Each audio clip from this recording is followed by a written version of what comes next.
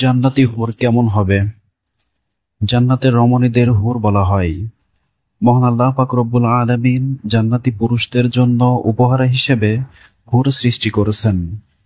এ মর্মে আল্লাহ রব্বুল আলামিন বলেন, এবং সেখানে তাদের জন্য অর্থাৎ জান্নাতি পুরুষদের জন্য শুদ্ধচারিণী রমণীকুল অর্থাৎ হুর থাকবে, আর সেখানে তারা অনন্তকালের জন্য অবস্থান করবে। সূরা বাকারা আয়াত নম্বর 25। জান্নাতি হুর যারা হবে তারা হবে পূর্ণ যৌবনা। তাদের চেহারা সূর্যের মতো উজ্জ্বল চকচক করবে। তারা যখন হাসবে তাদের মুখমণ্ডল থেকে বিজলির মতো আলোর চমক বের হতে থাকবে।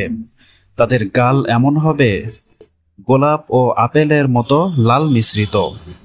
জান্নাতি পুরুষরা হুরদের নিয়ে খুব সুখে শান্তিতে বসবাস করবে। তাদের যৌবন কখনো শেষ হবে না।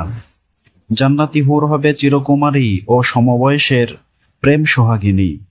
একজন হুর যদি দুনিয়ায় একবার দৃষ্টি দিত, তাহলে আকাশ ও জমিনের মধ্যবর্তী স্থান সুবাসে ভরে যেত, আলোতে ভরে যেত।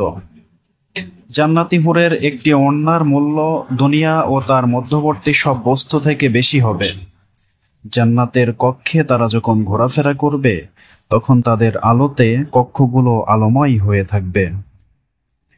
নবীজি সাল্লাল্লাহু আলাইহি ওয়াসাল্লাম বলেন, জান্নাতের হুরেরা যখন গান গাইবে, তাদের মতো এমন সুরেলা কণ্ঠ কোনো মাখলুক ইতিপূর্বে কখনো শুনেনি।